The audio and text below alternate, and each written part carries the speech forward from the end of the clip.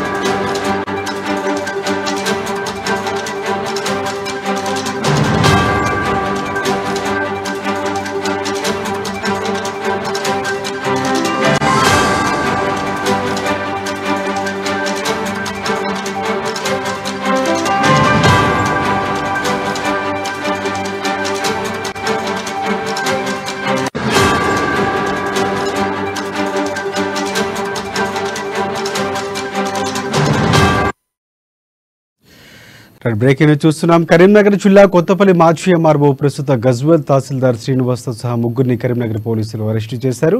నకిలీ ధృవపత్రాన్ని సృష్టించి రేకుర్తిలో 30 గుంటల భూమిని కాజేసిన తహసీల్దార్తో సహా అతనికి సహకరించిన 12 మంది బినామీలపై కేసు నమోదు చేశారు. ప్రస్తుతం శ్రీనివాస్ బినామీలైన చంద సంతోష్, తూమ్కుంట మున్సిపల్ ఆఫీసులో జూనియర్ అసిస్టెంట్ పల్లె జీవన్ను అరెస్టు చేశామని, మరో 9 మంది పరారులో ఉన్నారని పోలీసులు ప్రకటించారు. తహసీల్దార్తో సహా ముగ్గురిని కోర్టులో హాజరుపరచగా 14 రోజులు రిమాండ్ విధించారు. ఇక దీనికి సంబంధించి పూర్తి అప్డేట్స్ అందించేందుకు మా ప్రతినిధి శ్రీకాంత్ మనకి ఫోన్ లైన్లో సిద్ధంగా ఉన్నారు. ఎస్ శ్రీకాంత్, చెప్పండి. Thank you Rajasekhar. ఏదైతే కరీంనగర్ లో మొట్టమొదట తెలంగాణ రాష్ట్ర వ్యాప్తంగా కూడా భూ కబ్జాలకు సంబంధించి తొలి కేసు కరీంనగర్ జిల్లాలో నమోదయ్యిందని చెప్పవచ్చు. అయితే ఇన్నాళ్ళు స్థానికంగా ఉన్న నేతలు, బీఆర్ఎస్ పార్టీ నేతలు, కార్పొరేటర్లతో పాటు మరికొంతమంది నేతలను అరెస్టు చేసిన పోలీసులు తాజాగా ఒక ప్రభుత్వ అధికారిని అరెస్టు చేయడం కలకలం రేపుతోంది.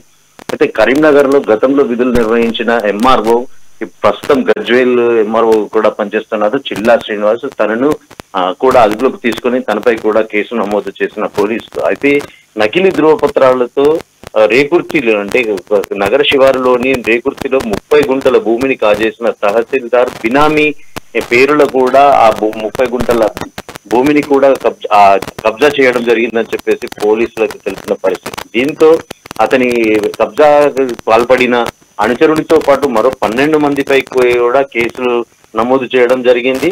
అయితే ఇప్పుడు ఇన్నాళ్ళు రాజకీయ నాయకులను అరెస్టు చేసిన పోలీసులు తాజాగా ప్రభుత్వ అధికారిని అరెస్టు చేయడంతో జిల్లాలో రాజకీయాలంతా కూడా వేడిగా జరుగుతున్నాయని చెప్పొచ్చు.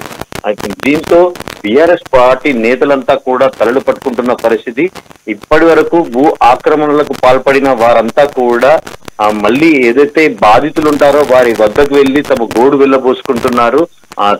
భూమి కబ్జా చేసిన భూమిని కూడా తిరిగి ఇచ్చేస్తామంటూ కూడా వేడుకుంటున్న పరిస్థితి అయితే నెలకొంది.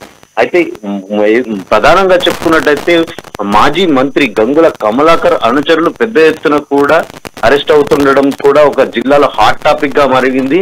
అయితే దీనికి సంబంధించి ఇప్పుడు ప్రస్తుతం ఎమ్మెల్యేగా ఉన్న గంగుల కమలాకర్ ప్రమేయం కూడా ఏమైనా ఉందా, ఆ పాత్ర ఏమైనా ఉందా అనే రకంగా కూడా ఆ దిశలో కూడా పోలీసులు దర్యాప్తు చేస్తున్నట్టుగా కూడా తెలుస్తుంది. రాజశేఖర్, రైట్. ఈ ఘటనకు సంబంధించి అంటే సీతారాంపురంకు సంబంధించిన బొంతల రఘు తండ్రి రాజులు చనిపోయిన తర్వాత పూర్తిగా ఆ భూమిని నాన్నమ్మ పేరు మీద మార్చేసినట్లు, కొడుకులు మార్చేసినట్లు కొన్ని ఈ విధంగా ప్రధానంగా సహకరించిన 12 మందిని పోలీసులు ఎప్పటిలోగా అరెస్ట్ చేసే అవకాశం ఉంది. దీనికి సంబంధించిన డీటెయిల్స్ మనకు తెలుస్తున్నాయి.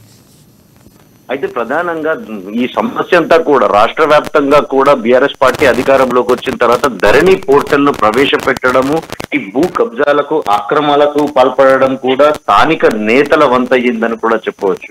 అయితే ఏళ్ల నుంచి కూడా భూమి ఎవరైతే హక్కుదారులు ఉంటారో వాళ్ళ ఈ ధరణిలో అక్రమాల వల్ల కూడా వారి పేర్లు తొలగించి సొమ్ము చేసుకున్న పరిస్థితి అయితే రాష్ట్ర వ్యాప్తంగా నెలకొంది. అయితే కాంగ్రెస్ ప్రభుత్వం అధికారంలోకి వచ్చిన తర్వాత ఒక్కొక్కటిగా కూడా భూ బాధితులంతా కూడా ప్రజా దర్బార్ను ఆశ్రయించడము, రేవంత్ రెడ్డి ప్రభుత్వము ఆ దిశగా చర్యలు తీసుకుంటుండడంతో కూడా ప్రస్తుతం కబ్జాకు గురైన బాధితులంతా కూడా హర్షం వ్యక్తం చేస్తున్నారు. ఈ ఒక్కొక్కటి అంటే ఇప్పటికీ గతంలో కూడా ఏదైతే స్థానికంగా ఒక సిఐని కూడా సస్పెండ్ చేసిన, అంటే భూ ఆక్రమణల ఆరోపణలలో కూడా సిఐని కూడా సస్పెండ్ చేసిన ఘటన కూడా తెలిసిందే.